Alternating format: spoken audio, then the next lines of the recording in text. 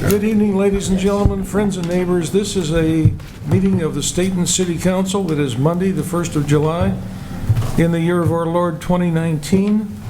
And would all of like mind please join me for a flag salute. This is tough. I pledge allegiance to the flag of the United States of America and to the republic for which it stands, one nation, under God, indivisible, with liberty and justice for all. Thank you, folks. Under announcements, are there any additions to the agenda? I don't hear any. Declarations of ex-party contact, conflict of interest, bias. Yes, Mr. Mayor, in regards to Ordinance 1031, I was contacted today by a community business owner, and he expressed his opposition to that ordinance. Okay.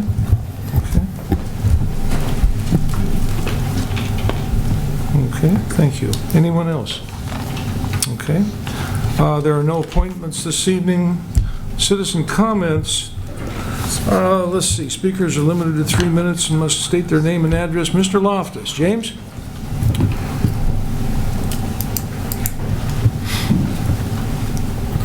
There are more of these, but they're pertaining to the hearing at 7:30. So if there are some other general ones, would like to have those as soon as James is done. Go ahead.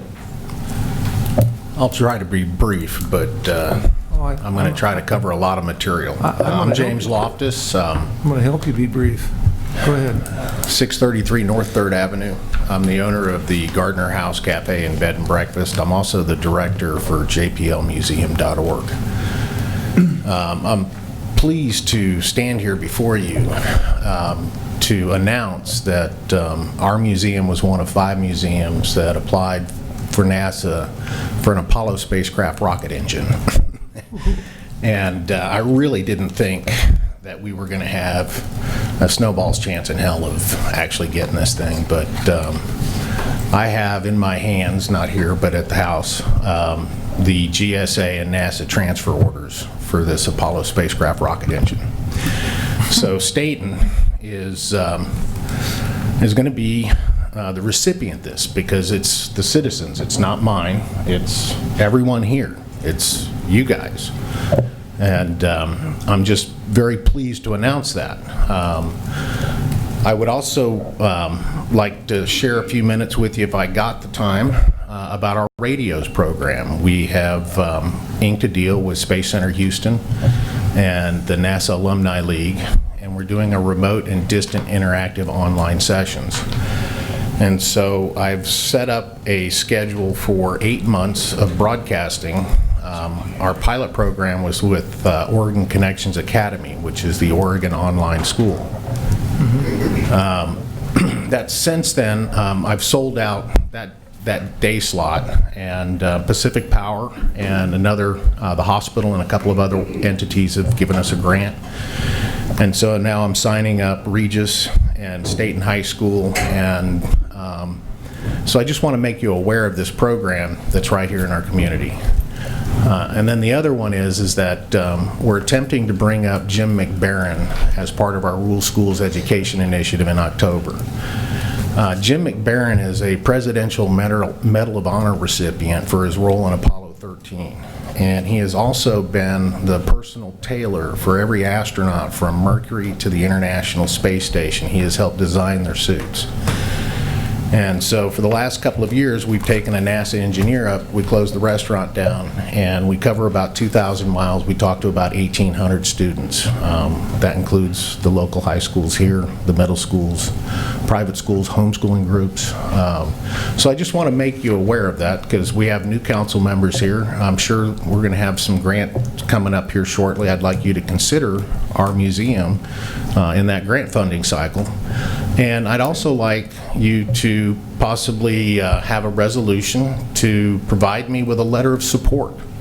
We're in the process of writing grants. We have about $250,000 in grants request out, and we got a deadline in about 2 weeks for a few more grants. So Thank you very much. Okay, thank you, Jim. Thank you. How big is that rocket engine? What's the size of that thing? How Roughly? big do you want it to be? Well, no, I know those were big guys, but this is just one of the engines off a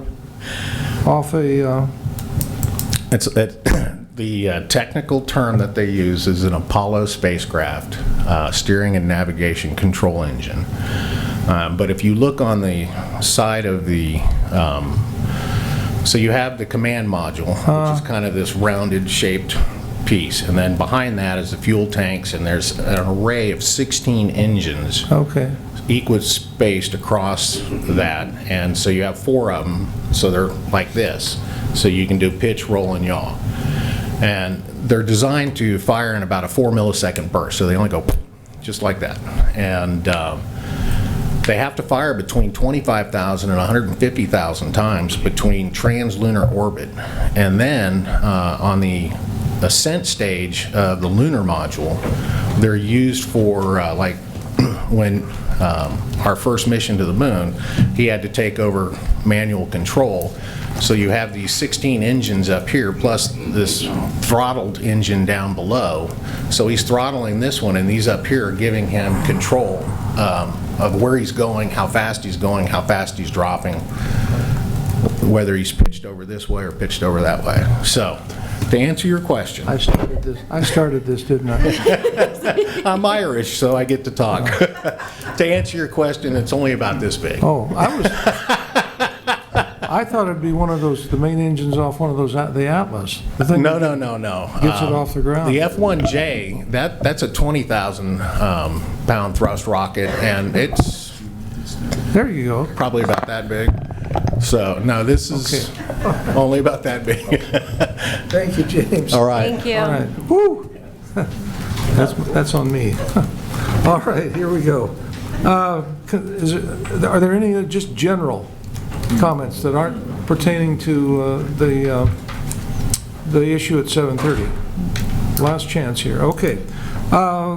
Consent agenda for June 17th, 2019, City Council minutes. You folks have some thoughts on that? What would you like to do with that consent agenda? Mr. Mayor, Anyone, please? make a motion to accept the consent agenda as presented. Okay. Second. Okay, a motion and a second to pass the consent agenda as presented. No discussion. All in favor, say aye, please. Aye. Opposed, same sign. Hearing no opposition, we'll declare that passed, and we'll go on to general business, which is Economic Development Strategies Project. Mr. Fleischman. It's an action item. Dan? Thank you, Mr. Mayor, members of the council. Excuse me a second while I get the projector going.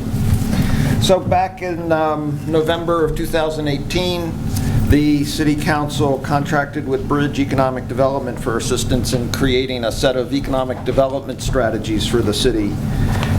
We've been working for the past 7-8 months. The project started in January with a series of roundtable discussions. Alyssa Piska, who's with us this evening from Bridge, has been here on 2 other occasions to provide an update to the council.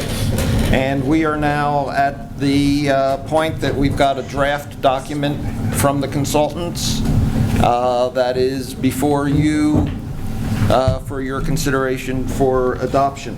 And I will, at this point, just leave it at that and bring Alyssa up to the podium to present her report on the report and the strategies. And then she and I will be available to answer any questions, and my staff report to you provides you with a number of options available to you tonight that we'll go over at the end of the session.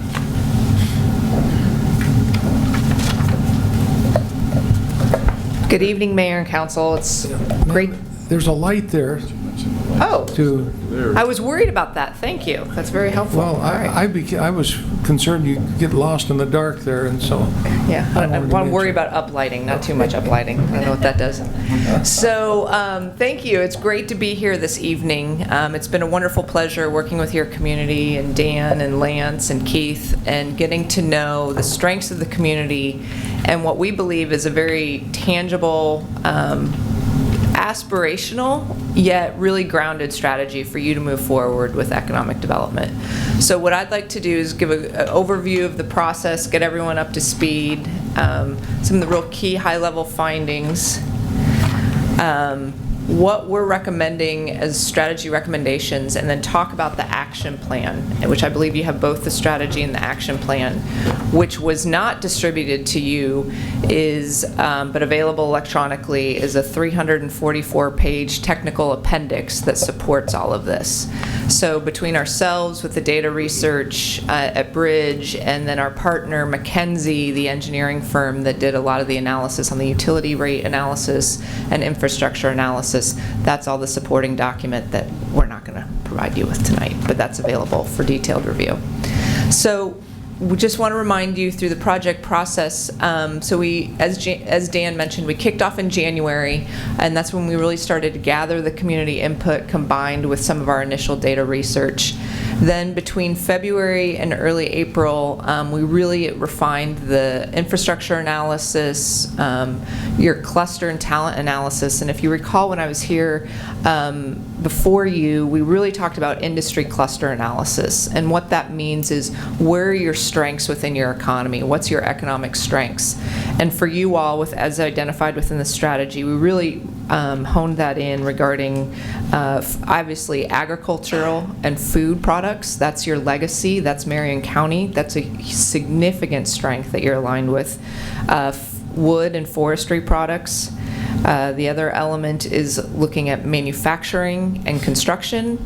And then what's also unique for you is you have the hospital here, which serves the regional community, which is also a strong industry strength. But why we want to point those out is that really gives direction for staff of who they should be talking to, what businesses are important to be bringing together and moving forward for your economic base. And I think what's really important to stress for that, we had some of the members on our policy advisory committee challenging us. Why are you looking at food processing? You know, NORPAC, they're reducing their employment force, and food processing, is that really going forward? And what we want to stress, and we met with NORPAC at several meetings, we're talking about innovation within that industry and wood products. So how are they innovating in terms of using drones and irrigation technologies for agriculture, or wood products are moving to cross-laminated timber? So it's taking your genuine DNA and what you're grounded in, but how do you move forward into a new economy? And that's what Marion County is doing, and that's what the governor's regional solutions team is investing in. So you are aligned with both regional and state efforts in those clusters. And I think thinking about that, and well, we'll touch on that, but the man presenting earlier was very much about STEM, right? Science, technology, engineering, math, tied to NASA aeronautics. How do you get kids engaged in that? How do you take that passion for engineering and apply it to agriculture, right? How do you apply it to wood technology? And that's what we really want to think about for the future. And then finally, the last thing we did was provide you with the strategy and implementation actions. So overall findings, you know, how I thought about this slide, I just wanted to think about, you know, when I'm bragging to people about Stayton, what does Stayton have going on? This is really the nuts and bolts. If we were going to highlight Stayton, I am, you know, people are surprised to hear you have 80 acres of vacant industrial land. That is a huge asset, and you have a solid industry base surrounding that, and that can support that growth. That is a very significant rare commodity. And you're not in the middle of nowhere. You're very close to I-5 as well. So also the other element to that kind of bookends that is your great downtown. You have so much potential. It's already emerging. It's a really strong downtown. And with that, what we'd really highlight, as others have, is the Woolen Mill site. How do you get that going to really get downtown vibrant?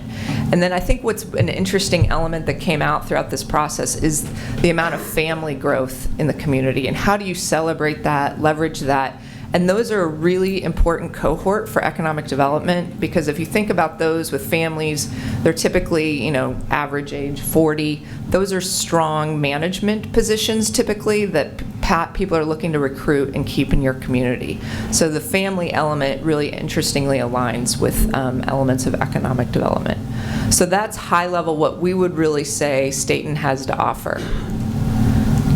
The barriers is, and we'll talk about this in detail, and I think what's best if I'll just go through my presentation and open up for questions, because I might answer some of your questions in the presentation. The barriers are clearly infrastructure, and I will detail this and line out what those barriers are. The other barrier is minimal public-private collaboration. What we witnessed is, and from talking to Dan, you've done the downtown plan, and he made the changes, and you all made the changes to change the code. But that's not enough. How do you go find the developers to build on the woolen mill site? How do you get the future manufacturers to come to your vacant sites? It's now moving. The decision is for the community and the leadership to decide, do we now want to be proactive as well? It goes beyond just regulations. What we also heard was minimal vision throughout many stakeholder meetings. And I think what we ended up with in terms of the amount of engagement was 70 people responded to the digital survey, and over 50 people attended the variety of meetings we had. So we had, I think, a good response rate.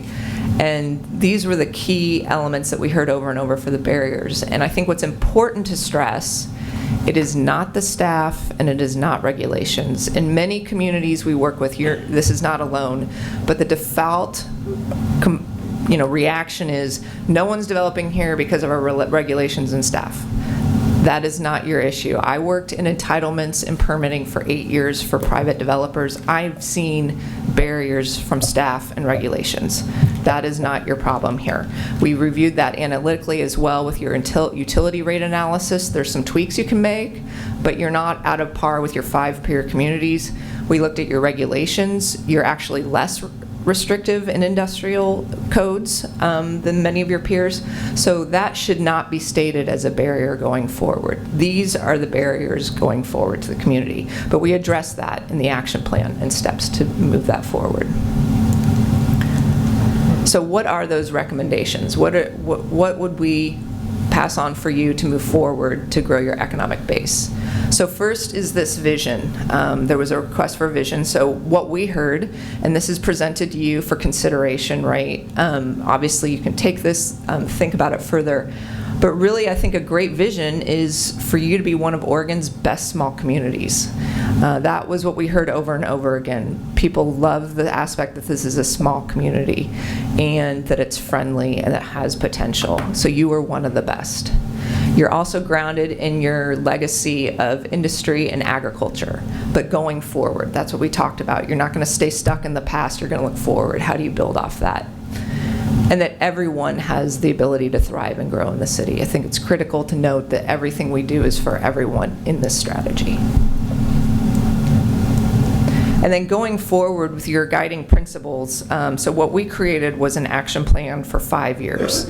And it is intended to be a very fluid document. The good news is some of the things won't pan out, but you can check yourself and say, why didn't we come through on this deliverable that's called out on the action plan? Knowing why you didn't do something is almost as significant as making progress. So when you're making fluid changes or opportunities arise, what we would really stress for you is considering these guiding principles. So your economic development strategy is industry driven. It's not about tourism. That was one recommendation. It is about growing your industrial base. It's about your existing businesses. This is about taking care of who's here. You know, some people think of economic development as running out, marketing, and trying to chase businesses and bring them in. That will come, but the most important thing you can do is take care of your existing businesses first. Across the board, your downtown existing retailers to your existing industrial tenants out in the industrial area. The other value is people and business. How do the youth today at North Santiam School District get prepared to work at the industries here in Stayton? How do you align the programs so that people here in Stayton benefit? And then finally, the value of place. It is very important to recognize your downtown core isn't just a nice planning exercise to beautify downtown. It is very critical. You're competing with a lot of communities, and you know that, between Silverton, Independence, Monmouth. So your place is what sets you apart. So it's really important from an economic development strategy as well. So with that, we have 4 goals. So I'm going to go through those quickly, and then we can talk about infrastructure. So the first thing we want to stress is becoming a proactive city culture. This gets back to that challenge, if you will, for leadership in the community. Do you want to move forward to be proactive and engage in working with the private investment community to grow your economic base? And those are really about, 1, defining a champion of the city, someone who is in charge of economic development, so that you make sure this action plan, someone saying, are these deliverables getting accomplished? Are we meeting what we said we would do? 2 is building the regional infrastructure. So if you want to send a very strong message that we want people to invest here, if you get the infrastructure we will talk about built, or a process in place to get that built, that is a very, very strong signal that you are proactive about your city culture and getting development to happen. Oops. The second one. So as we mentioned, support and leverage the existing industry base. So really becoming more intentional about working with the businesses that are here in Stayton, but also a little bit more regionally, branching out. How do they fit in with the Salem region? And how do you get them, solve their problems? What are their barriers to growth? We heard from NORPAC, as with many companies, it's workforce. So how do you continue to help solve their barriers to growth, as well as other industries in Stayton? The next objective is making it attractive for investment. So as we said, once the infrastructure can be put in place, how do you then start working? Again, you have a great relationship with SEDCOR, but how do you make that even stronger to make sure that when they come through the door, opportunities come through the door, the city is ready to answer those questions and really signal that we're open for business. Third is growing the talent base. So kind of 2, one's a short-term strategy and the other is a long-term. So how do you bring in talent right now that the companies are already missing? So we line out some actions for that, in terms of, there's a process to what we call the homecomers, people who are they're sick of the big cities, they want to come back to that small community. How do you get those families to come back and invest? Through targeted strategies. That's what many cities do. Another objective is thinking long-term. As we mentioned, how do you get those kids in school right now more engaged with the career technical education programs, STEM programs? How do you get them interested in agricultural, or let them know there's opportunities within agriculture, wood, manufacturing, other construction, other opportunities? And then the final one is about fostering that great place. So getting as much downtown built, as much housing built downtown is really critical in terms of providing alternative housing options for the community, but also it helps make downtown more vibrant. The next objective, supporting the local retailers. So what we mean by that, many of the communities I work with will hire a retail consultant, and she will come in and say, here are the steps you can do from, through the city. How do you relay out your retail space if you'd like to improve sales? Most people I know want to improve sales. Or is it through marketing or collaboration? So really foster collaboration amongst your local retailers downtown. And then you can expand the market and allow new people to come in. And then finally, highlighting assets. I think what's really unique is the canal that you have downtown. You've got the parklet right now. How do you further embrace that to make Stayton memorable? So those are the high-level objectives and goals, but what we've done with the action plan, if you have that, is very detailed, specific deliverables tied to every one of these objectives, so you know what we're talking about, and you can make tangible actions occur that will actually achieve these objectives. So infrastructure, when we talk about infrastructure as a barrier, what does that mean?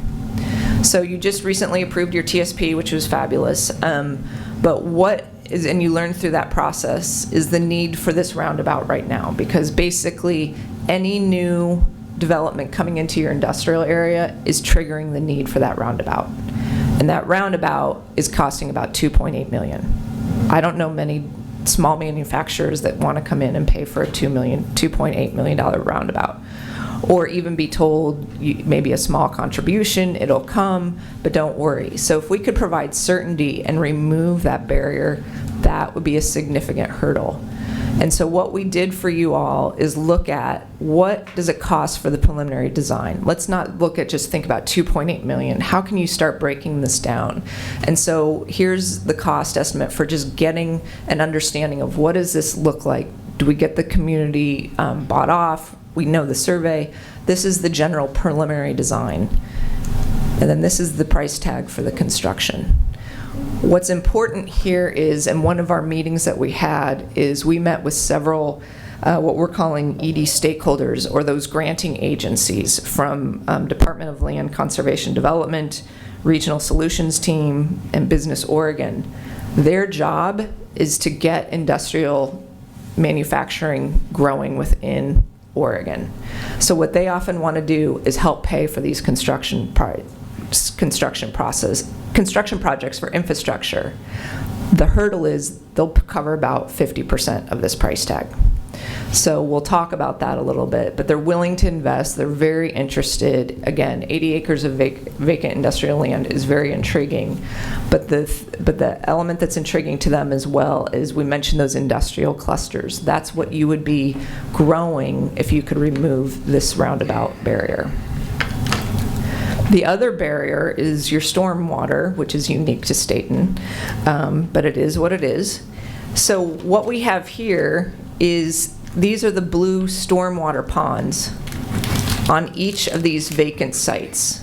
Under your current regulations, if someone were to come in and develop each individual site, this is the pond that they have to build onto their site. As you can see, this is taking up a significant amount of valuable land. What we're proposing instead as a solution is one larger regional pond and a swale along Wilco, and then you have much more developable land for all of these parcels. So if that proactive approach was taken in terms of a lot of collaboration with the property owner, granting agencies, and so forth, the preliminary design is much less, small. It's about half the price tag, not nearly as significant, but that would at least detail what do we really need to do to get this infrastructure in place. And then the cost, unfortunately, which is why it's a barrier, is still significant. So the swale is almost $1 million, and the regional facility is $1.3 million. So it's a significant investment, but again, these granting agencies can come to the table and help pay for about 50% of these costs. So what we proposed to the Public Advisory Committee, and we received, they didn't chase me out of the room, and we'll see what reactions we get today. What we said is, how does the local match come in? How does that 50%, how is that going to be covered to get this match from these granting agencies and to generate significant high-wage jobs? What we proposed is considering urban renewal. So here's one option to be looking at of what that area would be. Very targeted to properties that around that roundabout, and obviously the industrial properties for that stormwater, or it could be narrowed down slightly. We came up with down to this proposed industrial study area.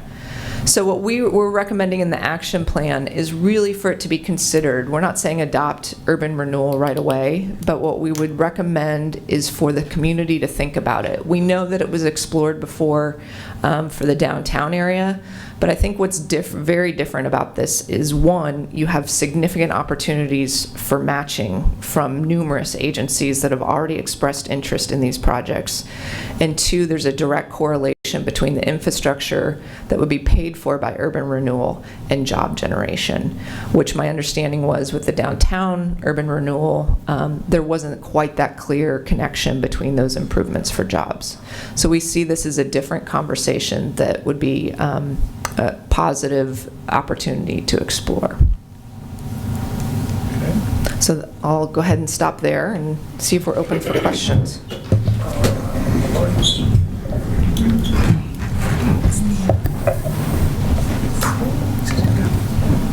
Mr. Mayor? Wow. Mr. Mayor? Yes. I have a question. Go ahead, please. Thank you. That was great. I know that I've heard that several times, but I love each time that you add a little bit more onto it, and thank you for that. So for the retention pond that you're talking about, if you just did that, the one big one, would all the properties around it still be responsible for helping with a portion of that too? Or were you saying that we would try to find, it wouldn't just be that bigger portion's responsibility, is that correct? Correct. You would want to enter an agreement with that property owner, so it would take a lot of, I mean, that takes a lot of time. It doesn't cost a lot of money, but it's a lot of time and negotiation with the property owner. Yeah. And what's kind of hard to show here is there's two, so here's the property line of those properties, and the basin just cuts here, so the back end of these properties would be flowing into this pond, but the majority of these properties would be flowing into the swale. But this property entirely would be going into that basin. So it would definitely be, you know, and if this property owner says no, the worst thing is you go back to an inefficient system. Okay. This, though, this doesn't depend on one property owner and is a much more significant barrier. Okay. So that's why we would stress fixing that. That's more straightforward.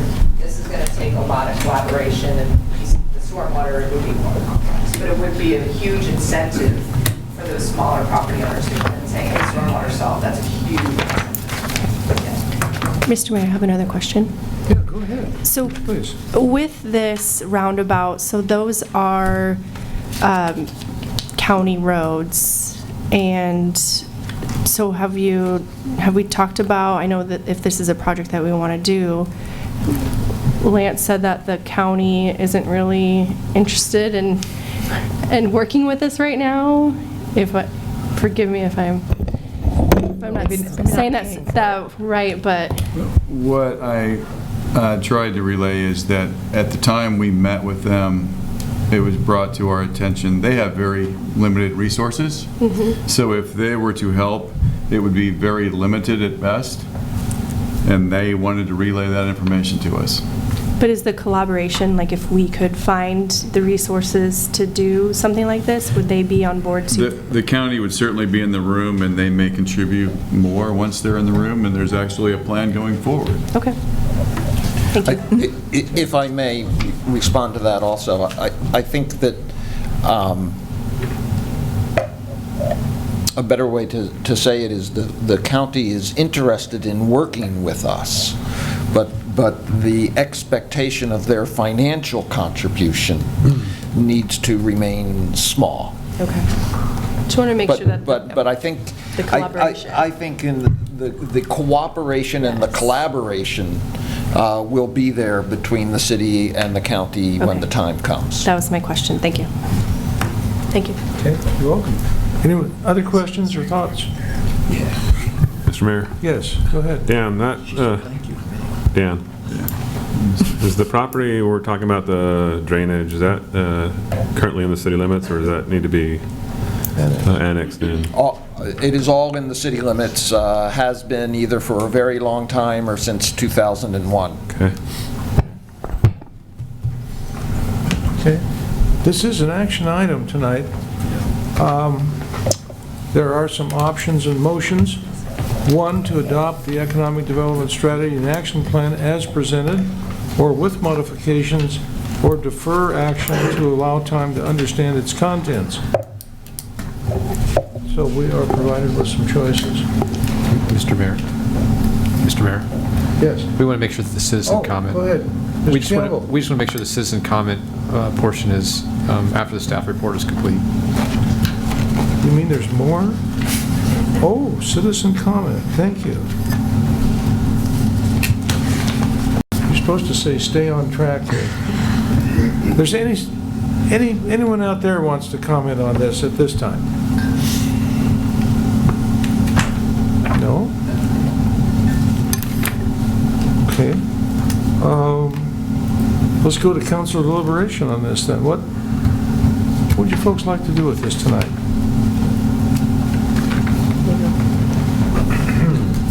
Mr. Mayor, I move that we adopt the Economic Development Strategy and Action Plan as presented. Okay. I've got a motion. Is there a second, please? Second. To adopt the Economic Development Strategy and Action Plan as presented. A second? Second. Okay, a motion and a second. Discussion, please. Mr. Mayor, Yes. I think she highlighted some important questions there, and to my mind, one of them was having an economic development person spearhead all this. So I'd like to know who that's going to be within the city. I mean, there's a whole bunch of things we discussed about increasing the private partnership, public partnership. I mean, there's a whole host of things. So I think we need to target that and have that identified before we just go ahead and say it looks great on paper and let's put it in place. Okay. Mr. Mayor. Other questions and thoughts? I also agree with Councilor Quigley, because if you look on the action plan, page, I think it's page 1. Anyway, it says that there's also a new full-time employee, public works director. We have a public works director, but it talks about grant matching funds paying for that, but it's just, I feel like we might need to discuss this a little bit more of how we would go about that, and do we need 2 new full-time people? I don't know. It just seems like a lot without a lot more discussion on this. Okay. And then is this just a concept, or are we gonna go full force forward with all these things? I know that she had said that we can kind of pick and choose why we do something or why we don't, but we definitely, we need to focus on the businesses that we have already and growing, but we also don't want to get ourselves in a situation where we're out of our budget realm as well. Okay. All right, thank you. Other thoughts and questions? Well, I would just agree, Mr. Mayor, with the 2 councilors. I'd say we take the vote on the motion, the second, and then see where we go from there. Okay. But All right. I'm in agreement. That needs more consideration. Okay. Can I make a clarification question then? So this is different than our TSP when we were talking about, this is our strategy and what we want to do, but we don't have to do everything on here? Yep. Because that's what I was understanding, was that this is what they're saying is our... Mr. Mayor, if I'm to understand right, this is a plan, right? This is a sheet of music to work towards and aspire towards. There's actionable items with deliverables here. I mean, I don't think it's a la carte. We have to pick all these different things.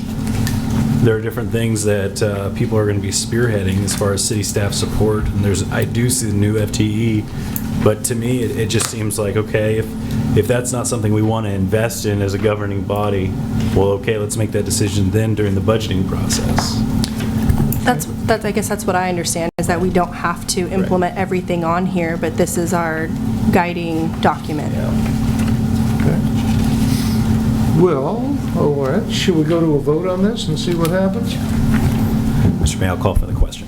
Okay. Question's been called. Alyssa, would you poll the council, please? Yes. Counselor Mullen? No. Counselor Quigley? No. Counselor Patty? Yes. Counselor Hook? No. Counselor Ort? Yes. Motion failed. Motion fails 3-2. Okay. So what else can we do tonight? Let's try something else.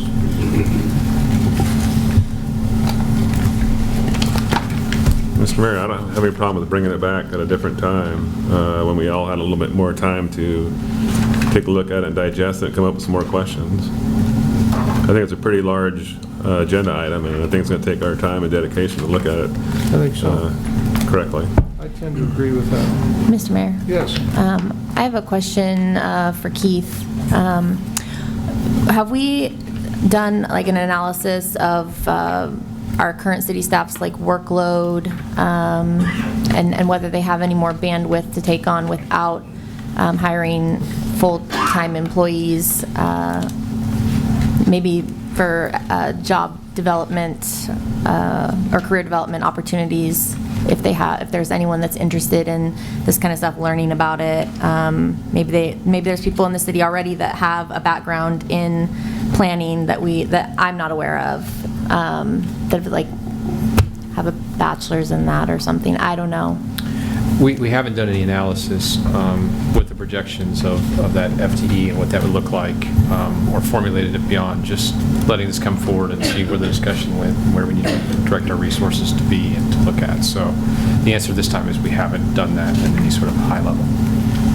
Yeah. I'd be interested in something like that happening, to see what there is, and do we have anything that's flexible within our budget to even train some of our own, giving them some of our own city staff, giving them the opportunity to advance their careers, and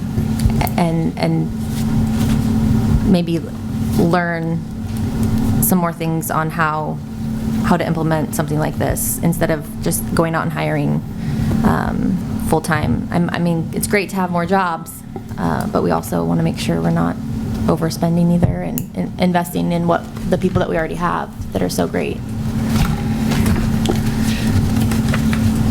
Okay. Shall we move in another direction with this question and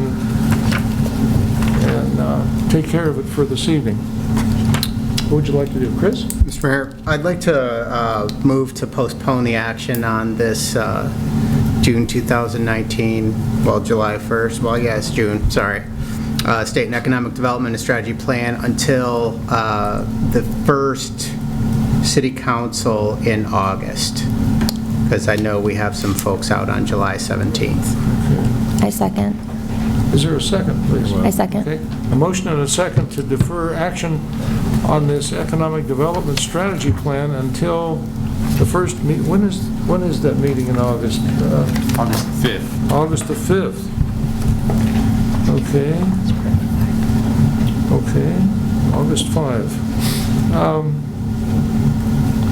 Any other discussion on the motion? Yes, Mr. Mayor. What's that?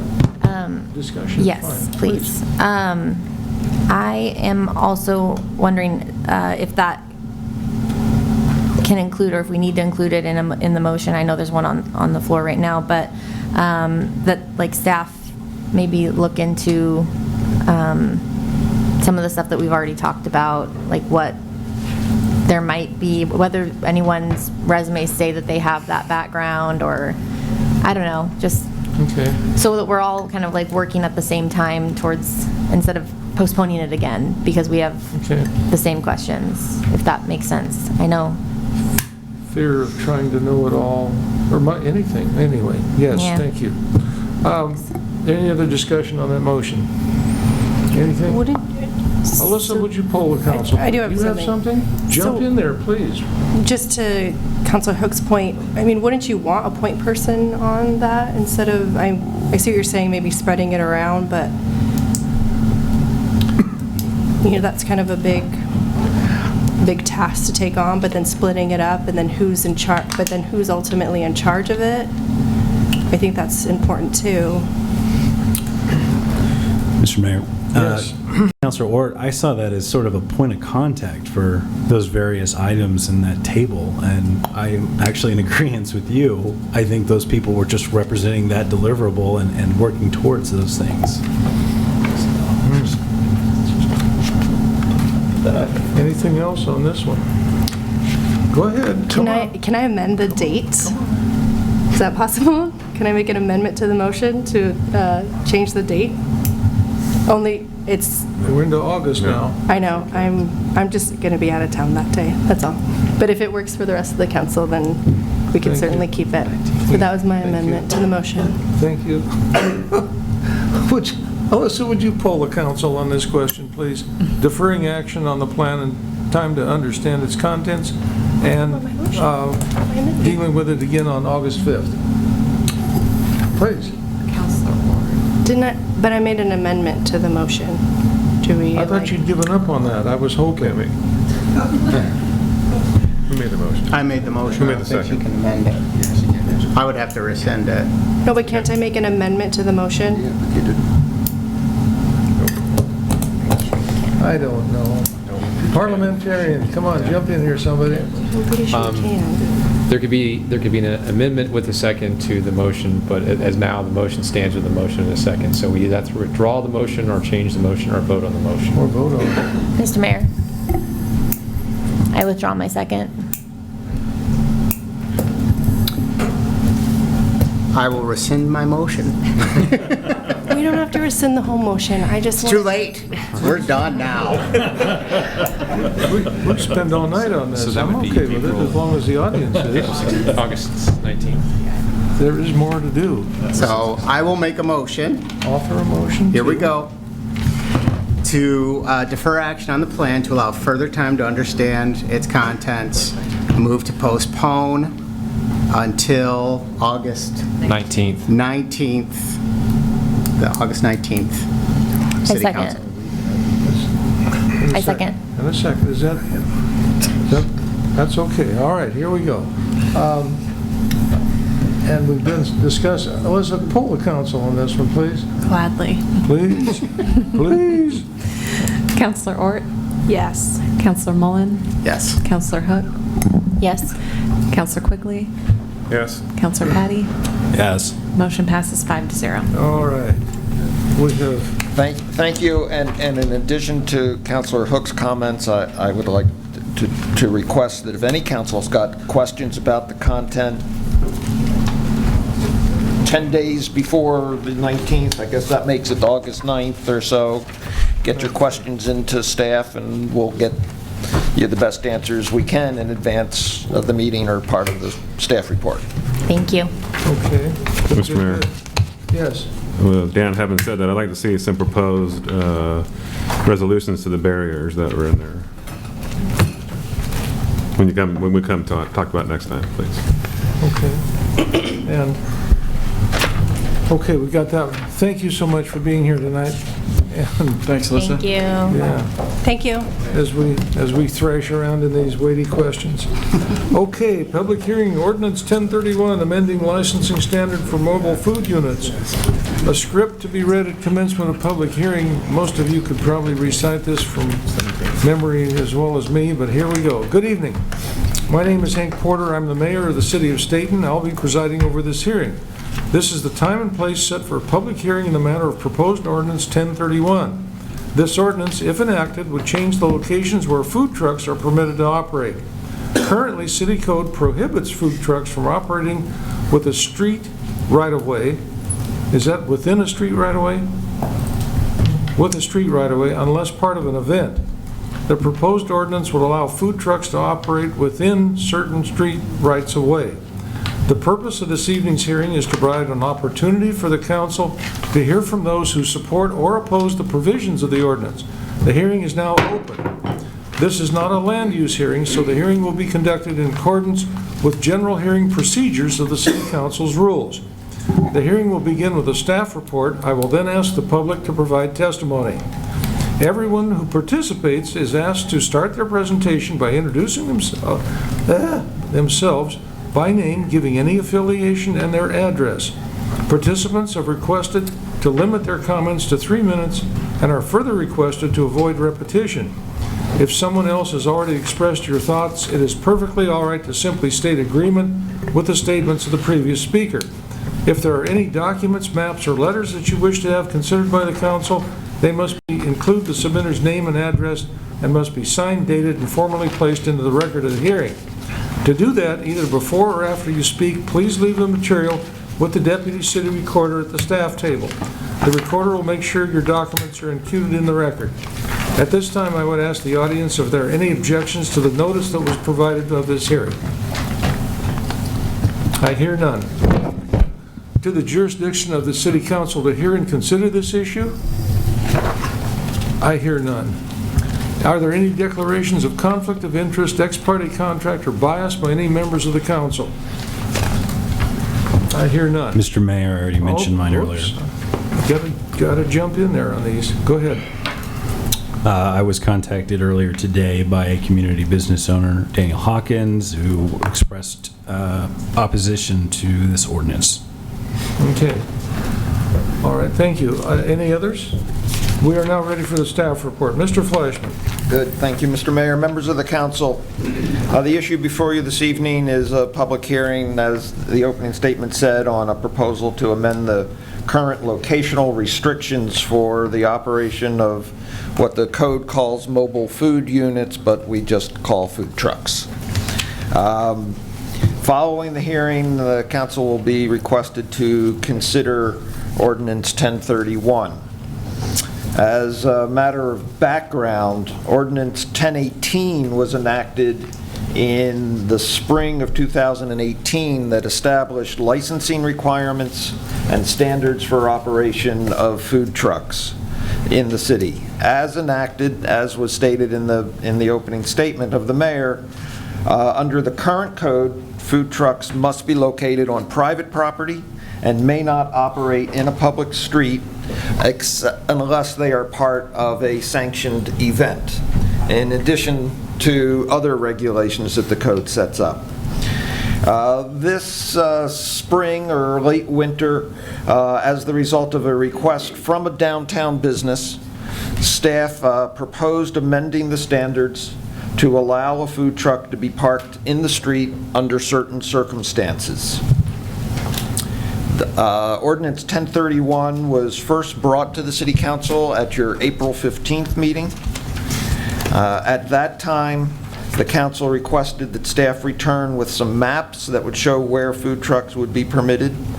At your May 20th meeting, staff returned to council with the additional information, and at that time, the council scheduled this evening's public hearing to give the opportunity for property owners and business owners to let you know what they thought about the proposed changes.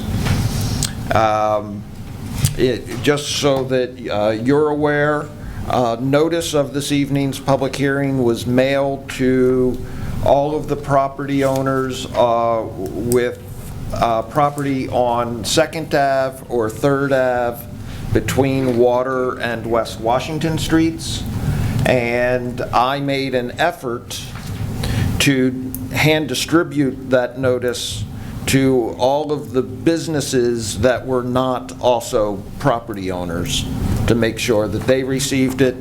There were 5, maybe 7 businesses that in the 3 days that I went around distributing notices, the doors were locked, no one was home. They did not receive the notice because the door was locked and no one was home. Or they were at home, they weren't at work. Oops, that's not what, yes, that was what was supposed to happen. Hold on a sec while I get rid of this and bring up this. So, under the proposal that has been brought to the council by staff, the proposed amendments would permit a food truck to operate in the street right away, provided the street is classified as a local street, not an arterial or collector street, and not on 3rd Avenue. The food truck must be parked in a legal parking space, not too close to a fire hydrant, not too close to the crosswalk at an intersection, not in front of somebody's driveway. The service window must face the curb. The food truck must be adjacent to a sidewalk with a minimum width of 6 feet.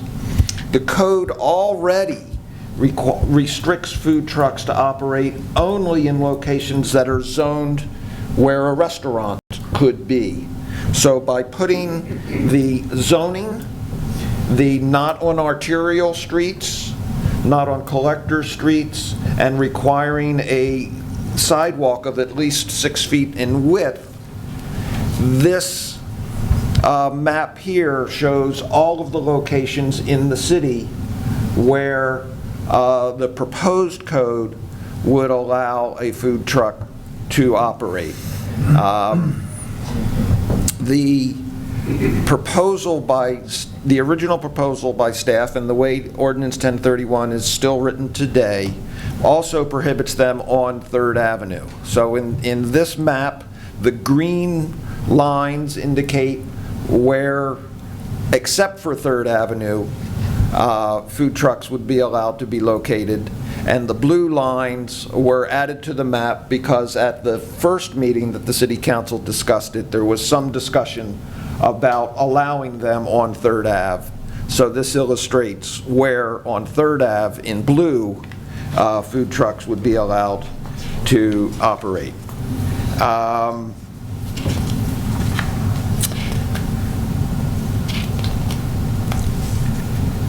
So you've got several options available to you tonight following the public testimony.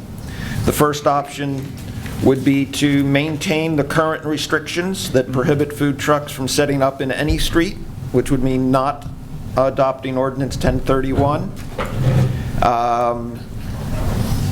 You could adopt 1031 as proposed, which would allow food trucks as shown in the green areas on this map. You could make various amendments to it, as you've previously discussed. The staff continues to recommend enactment of 1031 as presented. We believe that we tailored the restrictions narrowly to be able to support the business that originally asked for food trucks in the street. We do recognize that there is the potential for impacts on other businesses in the downtown area. It is possible perhaps the locations could be even more narrowly tailored to address whatever concerns you may hear at the public hearing this evening.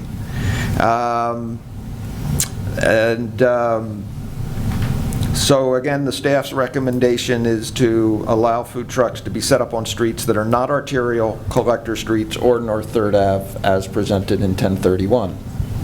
Okay, ready for lights? Ready for lights? Lights.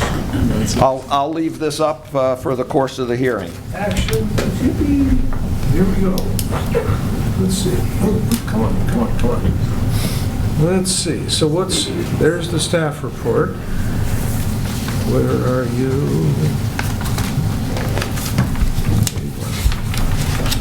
What the heck?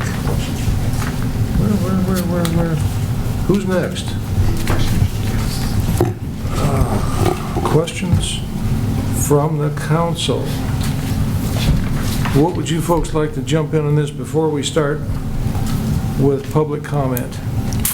Anything? Mr. Mayor? Yes. Dan, how long are the food trucks allowed to stay in one spot?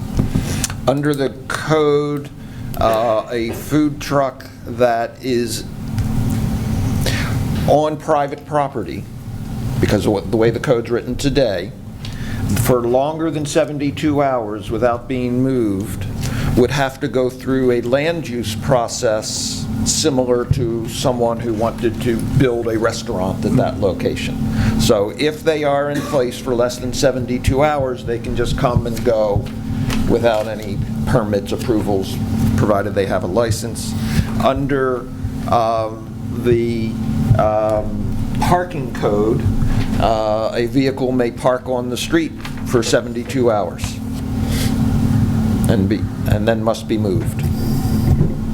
And follow-up, is that moved like an hour, a day? Do you have stipulations on that? I yield to the police chief to answer how that is enforced. Sorry, put you on the spot. No, you're fine. They have to. It's kind of. It's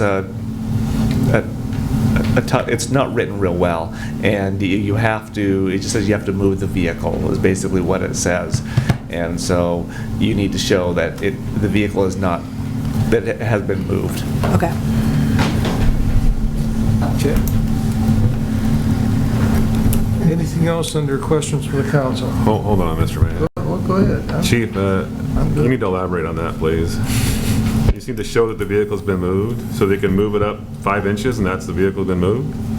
the way the code is written today, it says the vehicle cannot be in the same spot for 72 hours, and so it needs to show it has been moved. So, for example, if somebody parks their car in front of their house over a weekend and then they go to work the next day and they come home that night and then they park in the similar spot again. Just has to be in a different spot. So they can Yes. pull up to the next spot on the street and would be okay. Correct. They can go for another 72 hours. Correct.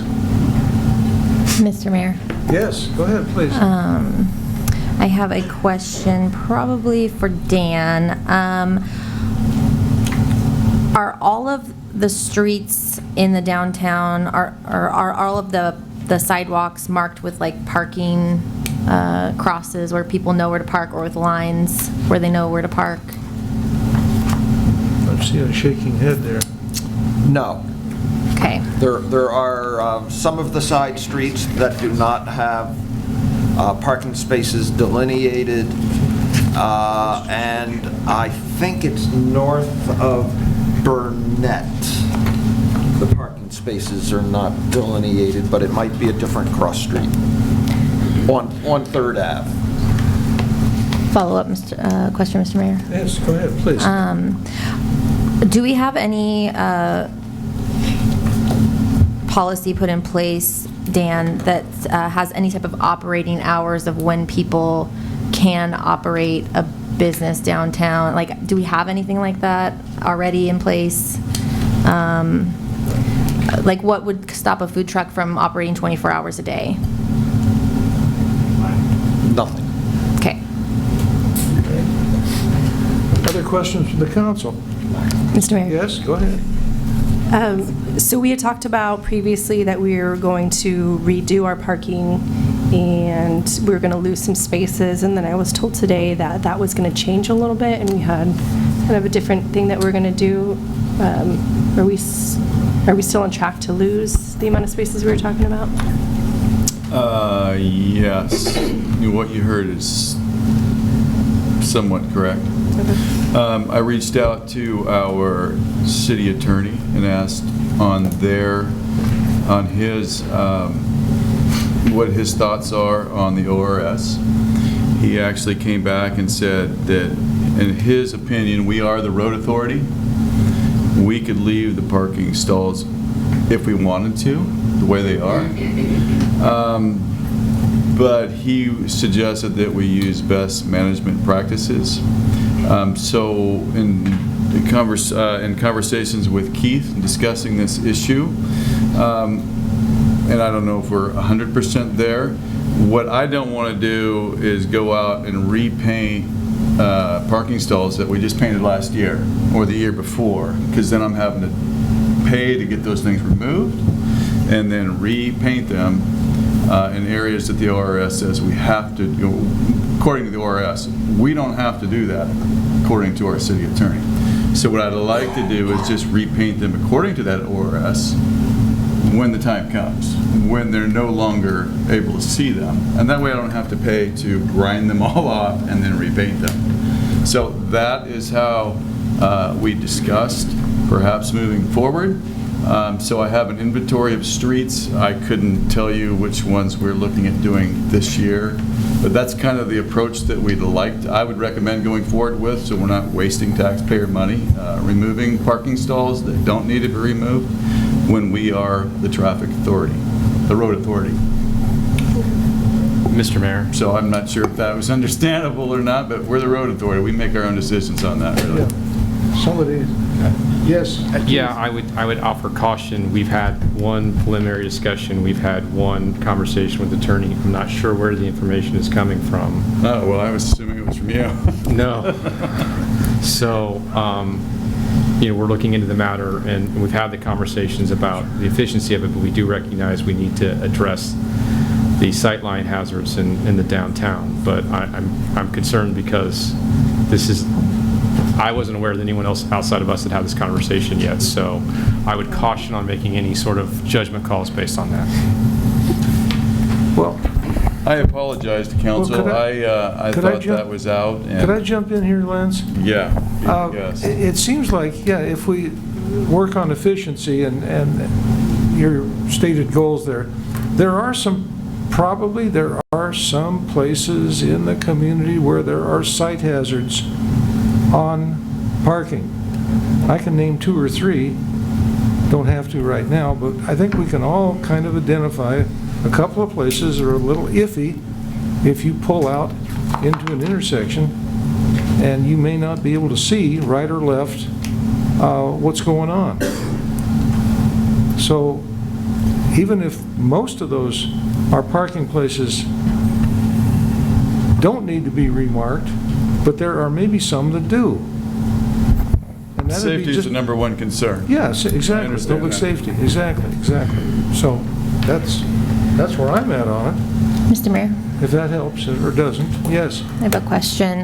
Dan, have you looked into, I know that we're not the only city that has come across this, because I've seen things pop up in the news about food trucks and operating on the streets.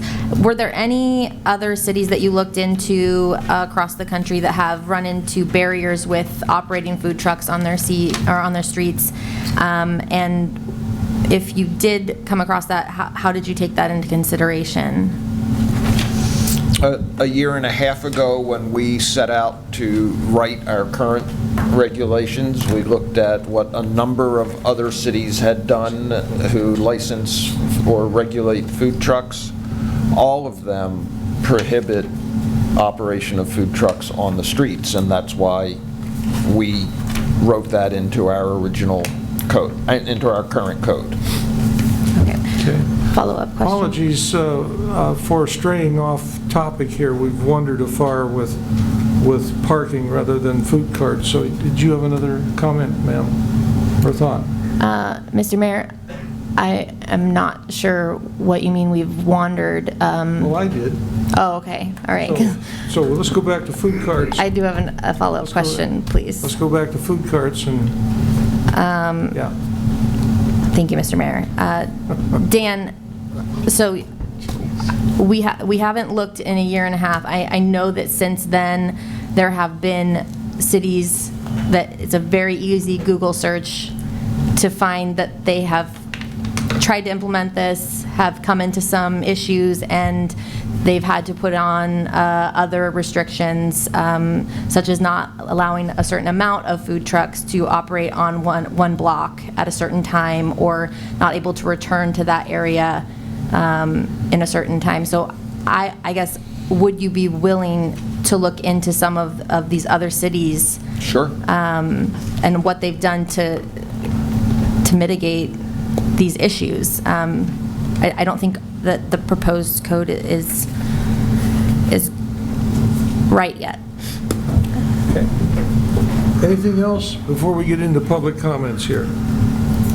Public testimony. Ready? Okay, I just took these as they came in. The last one's first, so Mr. Hilton, you're up. Public testimony.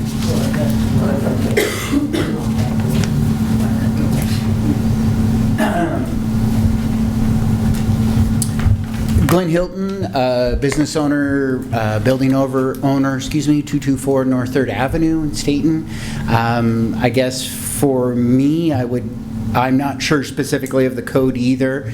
I do worry with everything that we're trying to do in the city with development that's talking about, obviously even I believe the $200,000 grant that was done for the facades.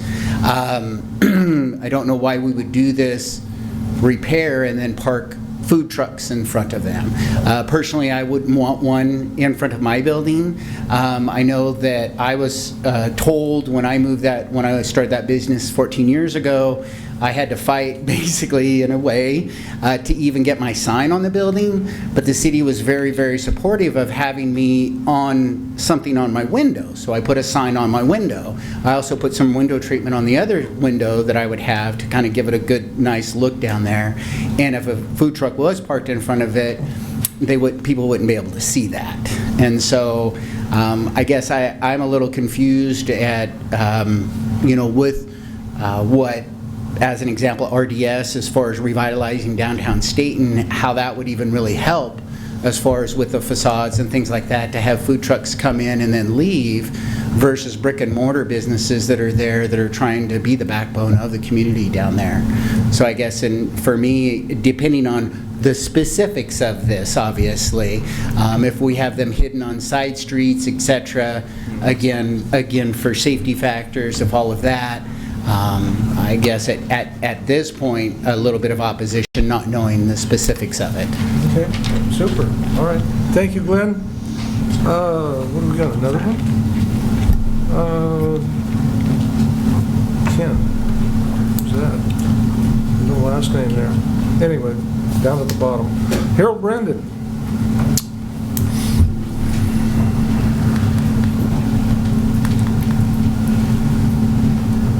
Harold Brendan. I own Harold's Jewelry, 403 North 3rd, business owner and a building owner.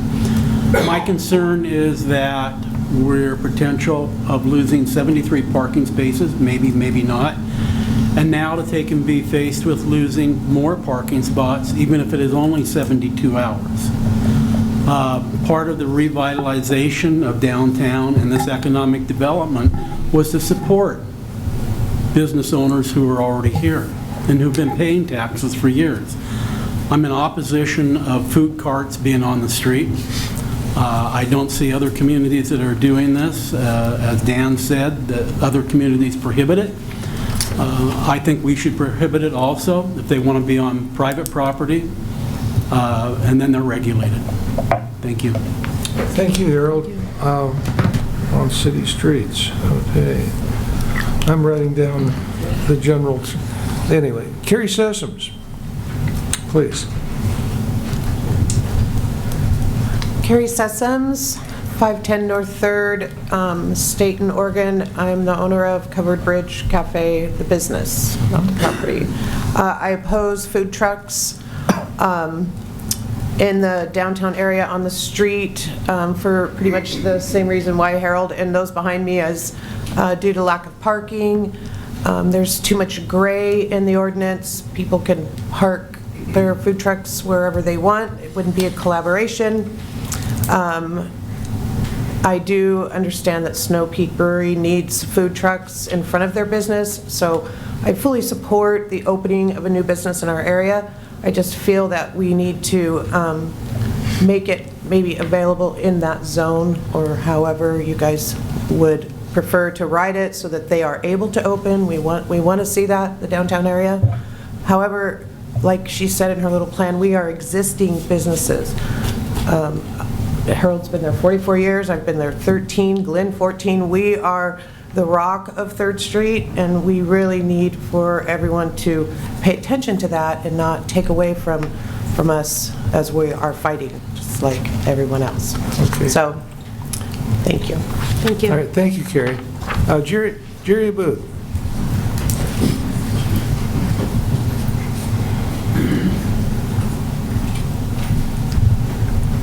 Thank you, Mr. Mayor. My name is Jerry Abood. I reside at 836 East Cathy Street in Stayton. My wife and I own 2 commercial buildings on 2nd Avenue. We also own a commercial building on 3rd Avenue at 318, which is currently being, excuse me, am I causing this feedback? Okay. It's currently being remodeled and hopefully be for rent about September 1st. We've owned our first building, I think, on 2nd Avenue in 1996, the second one in 2000, and this one on 3rd we bought last year. We're 40-year residents of Stayton. We've been through all of this before. Jerry, could you speak up just a little bit, please? I'm Sure. sorry. But we've been through a lot of this downtown revitalization stuff before. And what I would like to say is that this food truck ordinance that you passed that allows them on private property is just fine. That's where it ought to be. Business owners pay property taxes through if they're leasing, they pay it through their rent, or if they own the buildings, they're paying it direct. Food trucks will not pay anything other than a minimal fee, annual fee. So why would you want to give them the benefit, financial benefit, over a brick and mortar building?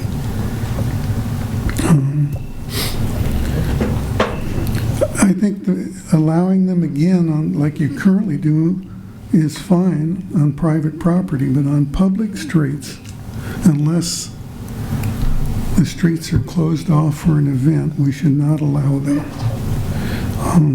We cannot give away any more parking spaces than we have, whether it's giving away 70 more or giving away 0 to the state.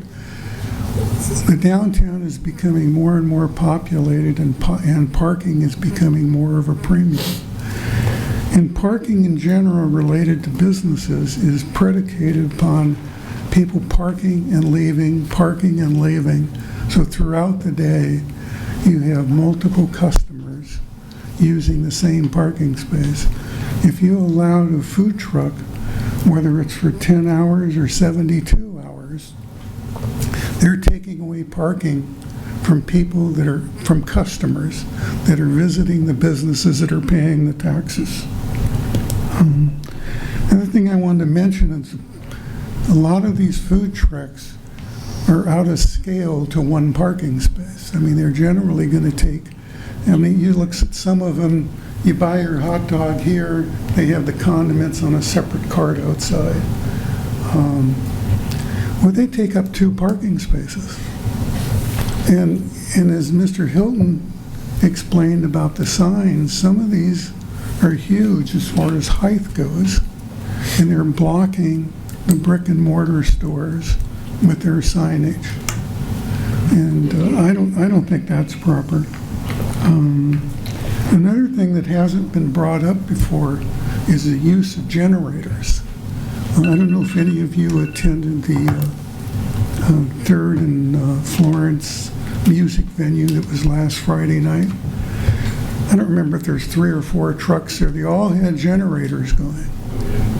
You could hardly hear over the generators. Now, if I have a tenant and you got a food truck parked next to him and he's got a generator going, it's causing him a major disturbance. I mean, a lot of these old buildings are not insulated for sound. And I can sit in the front room of my new building and hear diesel trucks going up and down the street. I'm certainly going to hear generators parked in front of it. And so I don't think, I think that's another reason why you don't want to have them. Hopefully you all still have copies of the letter I sent Dave May 15th, where some other things are in there. And I would suggest you just not pass the ordinance presented. We shouldn't be providing spaces for specific businesses because they don't have room in their own business to do food. And if you want to look at this again after, well, it's been a year, I think, since the original ordinance was passed, try it for another year and then see what happens, and try it with the concerts and the Summerfest and those type of events where you can close the streets off and use them, and then you'll have a really good idea. Okay. But I would just end by saying what I started was, it's not a good idea. Thank you. Thank you, Jerry. Carrie Johnson.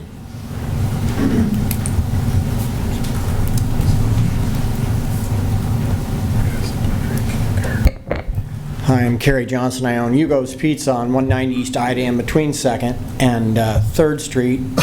And looking at a map and happen to have cars be towed that get parked out of there, my understanding is I could have a food truck take up 1 to 2 spots in front of the restaurant for 72 hours, then move forward to the next one for 72 hours. So my front of my restaurant, even though it's rather large, for 6 days, and then they could take the 3rd one. They could just move at the middle of the night, move the thing to where, you know, we do pay property taxes. We have a pretty good payroll of kids who work here and live here. These kids are all living around here, working here, buying gas here, doing things like that. I question the economic value to the city. I honestly feel that you're going out of your way to advocate food food trucks over brick and mortars, and brick and mortars, we've been here for 28 years, you know, things haven't gotten any easier for any brick and mortar. So why would the city go out of way in a way to advocate for food trucks? I understand the thing going on with Snow Peak, and I'm all for food trucks, you know, the way they're doing it now. I was at that thing, ate off one of the food trucks. It was kind of neat. The compressors were running. It was kind of loud. I'd hate that in front of my business. For a special event, that's a neat thing. I might say I've been in food service for 35 years and I have nothing against food trucks. They've came and gone 3 times. This is the 3rd time I've seen food trucks get real popular, and I'm not, and it's been a good spin, and I have nothing against them, but to change code for something that seems as non-relevant to the community other than the people that are actually going to get to eat the food, for me, if they got mad at me, it could be rather devastating for them to park in front of my place all the time, use my bathrooms, use my garbage. You know, there's no restroom facilities supplied with food trucks, and the parking's already an issue. So I'm adamantly against the motion in front of you. Thank you. Gary, did we get you're at 122 Southeast Division and Sublimity is where I live, and the business is 190 East Ida. Oh, I know where it is. That's the place to get the best pizza in the world, I think. Okay. Mr. Cranston, let's get another Sublimity voice. I'll leave it at that. A property owner, but not a citizen of our fair community, but that's okay. Go ahead. Good evening. My name is Randy Cranston. I live at 372 Southeast Church Street, and I own the 2 north corners of First and Ida. I own from kind of kitty corner from Carrie's property. I've owned that since 1991. I don't really have a dog in the fight because that's simply a bullpen area. The food truck wouldn't interfere with the bullpen. What's parked in there stays there. I do believe it's poor policy to make policy based on current events. I also believe it's poor policy to do commerce on public property. I believe that a while back I was in a meeting and there was a discussion of allowing a smoking area for a downtown business on city property, and it was promptly squashed because it was inappropriate to allow a business to operate on public property. I would ask, could I bring my motorhome and park it on a street and live in it for 72 hours and then move it a block or 2 or rent it out for 72 hours? I don't think you'd be for something of that nature. So basically, I'm opposed to changing the ordinance. I think the way it's written is excellent. It allows it for special events in a controlled environment. It comes during a certain time and it's gone during a certain time, and it's beneficial to the community. I eat at food trucks. I like food trucks. I don't think it benefits your brick and mortar and your community or your downtown goals to put it on public property. Thank you. Thank you, Randy. Thank you. Ken. Who lives, 1941. Kent Avenue. Ken. Mayor and council, thank you very much. I feel like a minority right now. I'm sorry, Ken who? Carey, C-A-R-E-Y. Carey, okay, thank you. To answer Paige's question earlier, we do not work more than 24 hours a day. We do work with integrity. We open these food trucks basically in the evening hours when most of these other restaurants are closed. We would be in front of Snow Peaks during their hours, which I believe are 3, 4 until closing. So we wouldn't be impeding any of the restaurants and the businesses already open. I do live in this town. I have a business. It's the Spud Bus, baked and loaded potatoes. And we have had numerous food truck gatherings on private property, which have been a huge success. Not all of us run on generators. Some of us are powered. And we have had a great turnout at the RDS the other night. There were 4 trucks there. Without the trucks, would it have been successful? You know, the other restaurants were closed. Some were open. But it was a great event for all the community, all the people involved. The pay to park, you know, I don't mind if I have to pay to park. I'm not going to be in one spot more than 4 or 5 hours. I'm solely the only food truck in town that lives here. Others come from outside and from Salem and Mill City. But I think for the most part, we're trying to make a living as well as these others, when they started their businesses, have blossomed to what they are today.